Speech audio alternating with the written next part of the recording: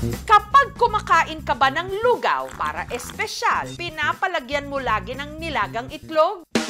Ganyan din daw ang mga tiga-Tayabas, Quezon.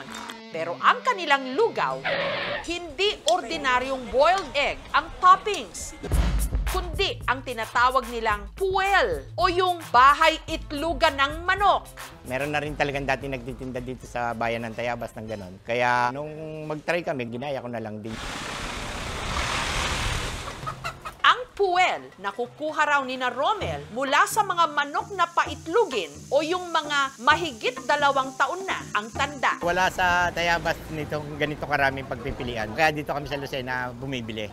Ang kakaiba pa raw sa sahog ng kanilang lugaw, meron din itong leeg at ulo ng manok na may kasama pang palong o yung parang pinaka-korona ng manok. Kada araw, nakakaubos sila ng 50 manok. Ang kinatay na manok, matyagang tinitilad at nililinis ni Romel.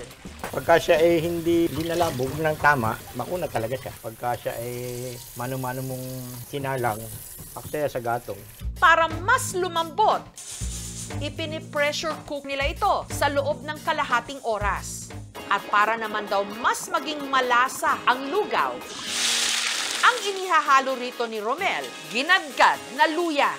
Kasi merong customer na pag nakakain ng iwahiwang luya, ayaw nila. Kaya ginadgad na lang namin.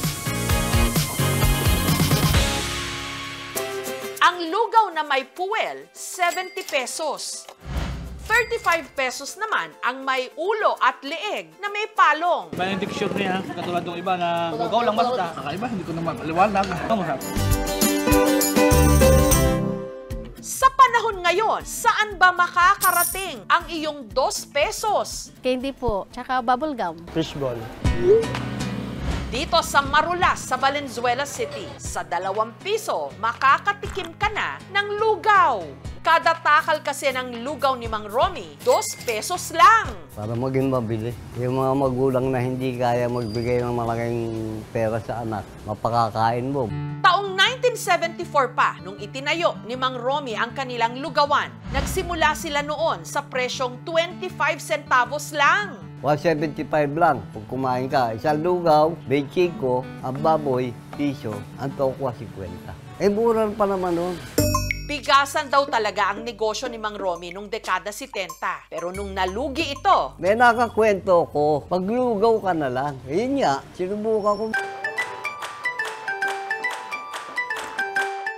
Since elementary days pa lang po, kumakain na po ako dito. 2 na anak, dito pa na ako makain. Lalo na pag maulan, masarap kumain dito.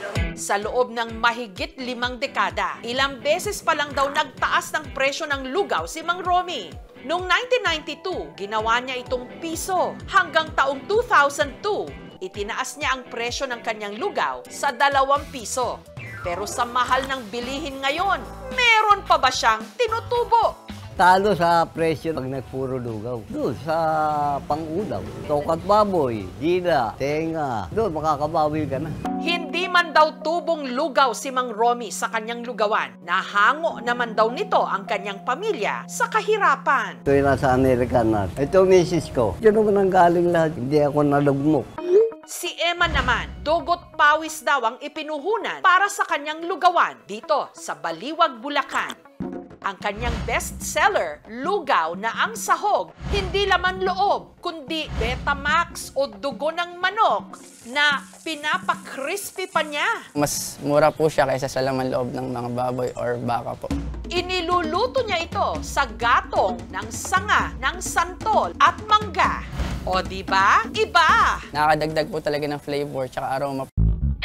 Dito po sa malaking kaldero, nagpakulo po tayo ng bigas. Hindi na po natin siya inugasan. Dahil po, paniniwala po namin na mas nakakadagdag po ng lapot. Isasalin po natin dito sa malaking kaldero.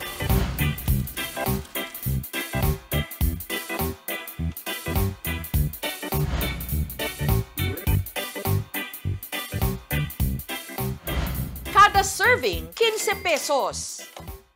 Nung natikman ko po ito, umalik po sa akin yung childhood memories ko. Sa ganitong way nagluluto sila, lola and mama ko po.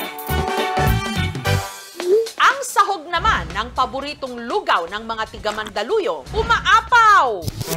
May tuwalya, bituka, isaw, mansanilya o tiyan ng baka, taba ng baka, at itlog. Pero ang nagpapa-espesyal daw talaga rito, ang toppings na malutong na lechon kawali.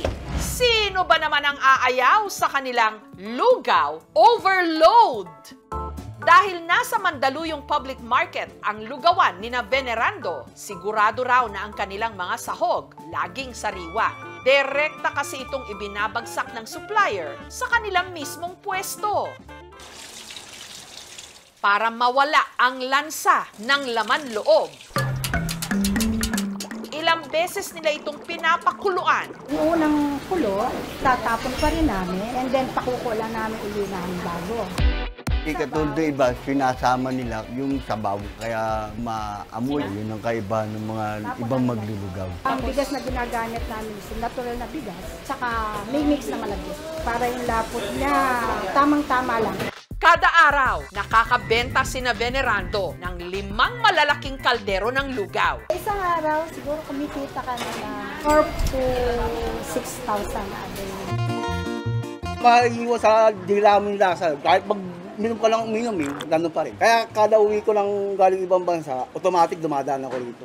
Dahil dito, nakapagpatayo na siya ng bahay, nakapagpundar ng sasakyan, at napagtapos niya ng kursong HRM o Hotel and Restaurant Management ang kanyang anak na si Vladimir na siya na ngayong nagpapatakbo ng kanilang family business. Idediretso ko po kung ano po yung nasimula ng mga magulang ko. Sa sobrang gutom at pagod, lugaw ka na ba? Pwes, maglugaw ka muna!